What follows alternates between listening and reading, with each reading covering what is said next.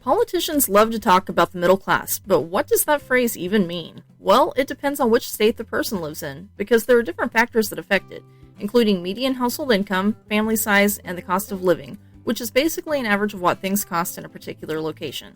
In this video, we're looking at the 12 Midwestern states and how much you need to make in each one to be considered middle class, going from most expensive to cheapest. Number 12, Minnesota. Minnesota is the least budget-friendly state in the Midwest. There are several reasons for that. For one thing, they really like to tax their residents. The state income tax ranges from 5.35% to 9.85%. The state is also experiencing a housing crunch where there just aren't enough homes for buyers and renters alike, so that's driving up housing costs. Then there are the bitterly cold winter months that drive up utility costs when everyone is forced to turn on their furnaces. The cost of living in Minnesota is 2% less than the national average. In order to be part of the middle class, depending on household size, you would need an income in the range of $26,546 and $128,722. Number 11, Illinois. People in Illinois love to complain about how much they're taxed. The income tax rate isn't so bad, it's a flat rate of 4.95%. Where the state really annoys people is with the real estate taxes. Illinois has the second highest tax after New Jersey. Of course, it varies by county, so those living in the Chicagoland region feel the pain in their wallets more so than the rest of the state's residents. The cost of living in Illinois is 2.6% less than the national average, so to be middle class in the Prairie State, you would need an income of between $26,384 and $127,934. Number 10, Michigan. People hate paying taxes as a general rule, so Michigan might not be the most appealing of states to some. The Michigan state income tax isn't that bad. They're one of a handful of states with a flat tax, and their current rate is 4.25%. However, there are 24 cities within the state that add on their own local income taxes, with Detroit's being the highest at 2.4%. This is something I don't quite get. If you're a city where no one wants to live, why would you charge the most in taxes? Isn't that just another reason for people to avoid the place? And then there are the cold winters, especially if you live in the Upper Peninsula, which is why Michigan is in 10th place. It's still better than the national average, though, with the cost of living coming in at 7.7% less. The middle class in the Wolverine state runs from $25,002 to $121,235. Number 9, Wisconsin. Wisconsin is middle of the road when it comes to taxing their citizens. They have the 6th highest property tax rates, with an average of 1.85%. However, the income tax is fairly reasonable, with it falling on a spectrum from 3.54% to 7.65%.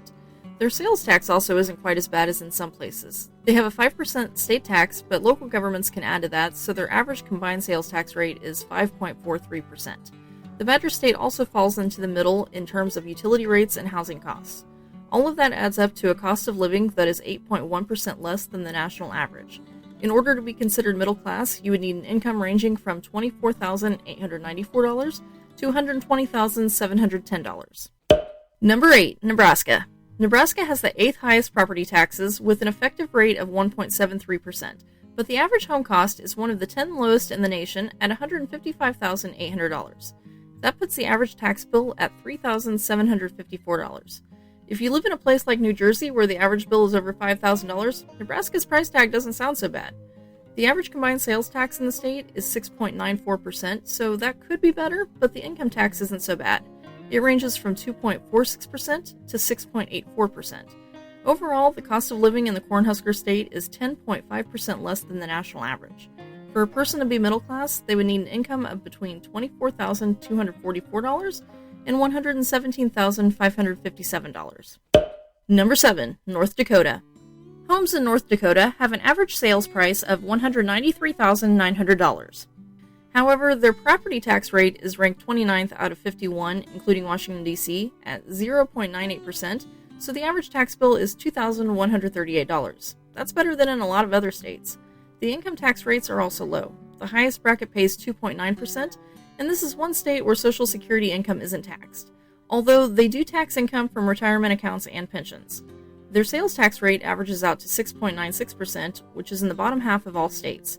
All of this means that you can stretch your dollar a little farther in the Peace Garden state, which is apparently their nickname. I think it could use some retooling, but anyway, the income needed to be middle class is $24,190 to $117,295, and the cost of living is 10.7% less than the national average. Number 6, Kansas.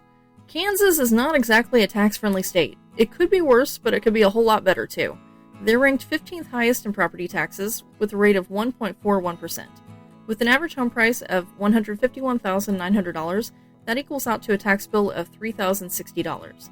Their income tax range is 3.1% to 5.7%, but the publication Kiplinger considers that above average for a middle-class family. Part of that is due to hundreds of local governments also taxing interest, dividends, and other types of income, adding on an additional 0.125% to 2.25%.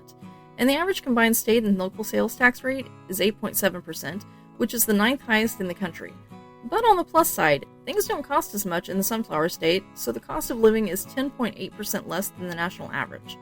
To be middle class, a person would need to earn between $24,162 and $117,163.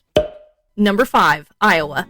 The cost of living in Iowa is 11% less than the national average. Breaking that out by some of the common categories, they're 23.5% cheaper for housing, with the average home costing $147,800, 5.9% cheaper on utilities, and 1.7% cheaper on groceries.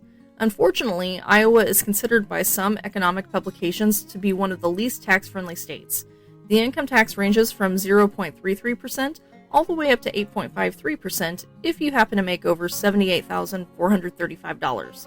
Their sales tax is about average, with a combined state and local rate of 6.94%, and their property tax averages out to 1.57%, so that average home will get a tax bill of $3,407.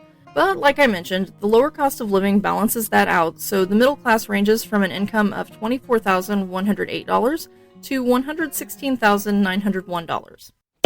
Number 4, Missouri. Missouri actually tied with Indiana as far as their cost of living, which comes in at 11.3% less than the national average. Missouri has an effective property tax rate of 0.97%, making them the 27th lowest. Factoring in the average home price of $157,200 makes the median tax bill $2,111. Groceries are almost 5% below the national average, utilities are 4% less, and transportation is 10% less, so you can get by on less money. To be considered middle class in the Show Me State, you would need an income of $24,027 to $116,507. The one drawback might be the income tax. They have 9 income brackets ranging from 1.5% to 5.4%. Number 3, Indiana. As mentioned with the last entry, Indiana and Missouri are actually tied when it comes to the cost of living at 11.3% less than the national average, so the middle class has the same income range of $24,027 and $116,507. Indiana has a more affordable housing market, though. The average sales price is only $141,700, and they have an effective property tax rate of 0.85%, so the median tax bill is $1,853. Indiana charges its residents an income tax for each county, ranging from 0.35% to 3.15% on top of the state's flat rate of 3.23%, so it really depends on where the resident lives whether the taxes are reasonable or not. Number 2, Ohio. Ohio has 6 brackets for income tax, ranging from 0% to 4.797%. Sales tax is 5.75% for the state, but counties can add up to 2.25% on top of that. However, Ohio is one state where the cities don't take an additional tax. When you average it out, the sales tax comes in with a median of 7.156%. There's really only one county where you see the maximum of 8% being levied, and that's Cuyahoga County, where Cleveland is located.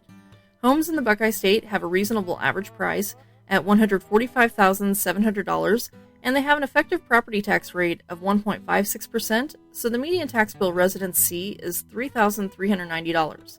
That's the 13th most expensive or the 39th cheapest, depending on if you're a glass half full kind of person or not.